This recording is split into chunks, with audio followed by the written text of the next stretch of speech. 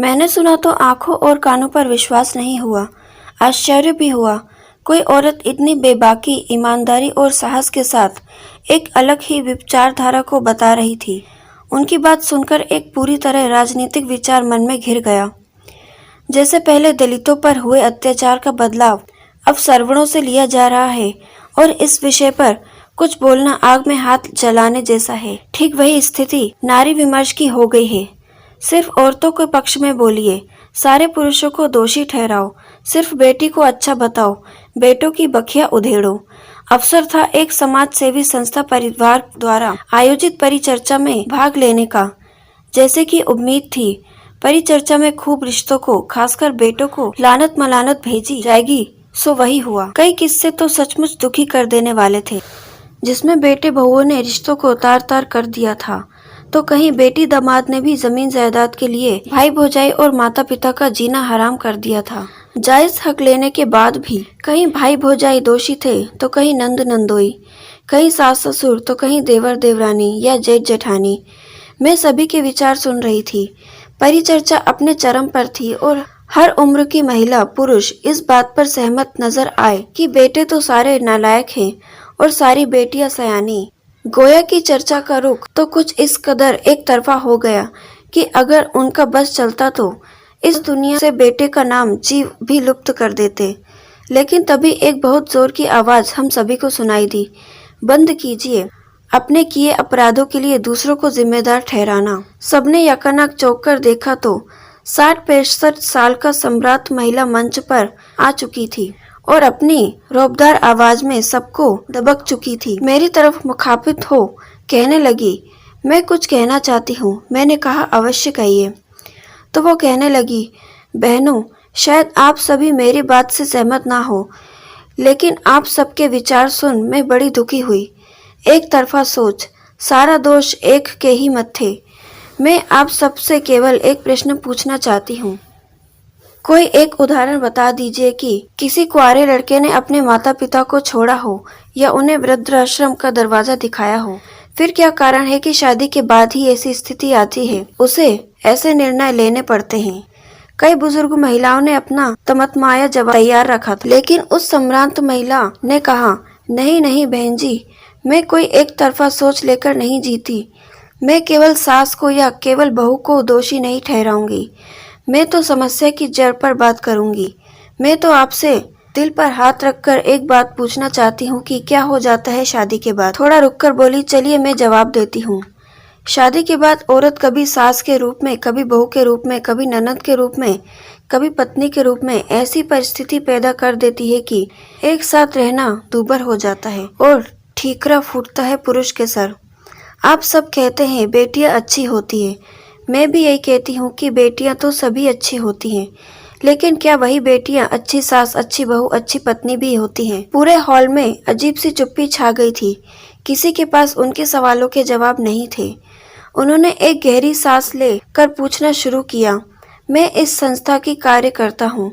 मैं भी अपने बेटे बहू से बहुत नाराज थी। मैं मनोविज्ञान की प्राध्यापक रही हूँ, लेकिन ये कहाँ लिखा है कि मनोविज्ञान पढ़ाने वाला मन पढ़ना भी जाने। लेकिन यहाँ रहे मैंने मन पढ़ना भी सीख लिया, लोगों को समझना भी सीख लिया और अपने आप को समझ भी लिया। मेरे बेटे बहू दोनों बहुत अच्छे और संस्कारी थे, लेकिन मेरी उनसे अपेक्षाएं इतनी अधिक थी कि वो जो भी करते मुझे कम ही लगता। बेटी भी है मेरी और आप सबकी तरह बेटे से अधिक प्यार करती थी मैं उसे। रोज फोन करती तो लगता कितना ध्यान रखती है मेरा।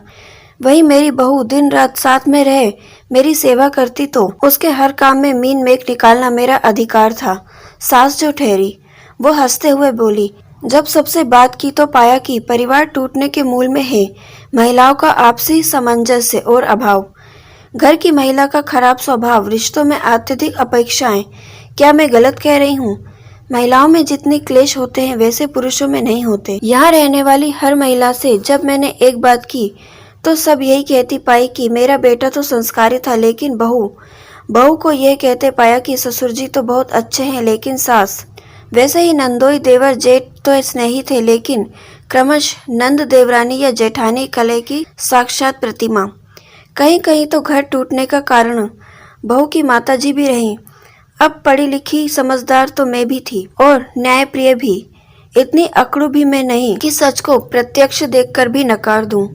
तो अब आप मुझे बताएं कि इन सब अच्छी और संस्कारी बेटियों को ससुराल में क्या हो जाता है कि परिवार बिखर जाते हैं। ये श्रीमती शर्मा है। घर में इनका इतना दबदबा था कि बहू अपने हाथ से चाय बनाकर भी नहीं पी सकती थी इनकी इजाजत के बिना, और समय पर चाय न मिले तो तूफान खड़ा कर देती। लेकिन यहाँ हर नियम के तहत चलती है तो क्या थोड़ा सामंजस्य घर में नहीं बना सकती थी। ये बहुरानी सविता समाज सेवा के नाम पर हर काम में आगे, लेकिन घर का काम और सास ससुर का साथ बंधन लगता था।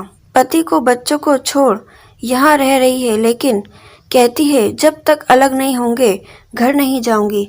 सविता की तरफ देख बोली, बेटा चैरिटी बिगिंस एट होम।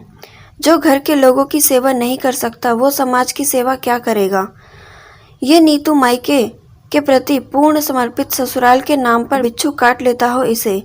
दुनिया की सबसे अच्छी जगह इसका मायका और सबसे बुरी जगह इसका ससुराल।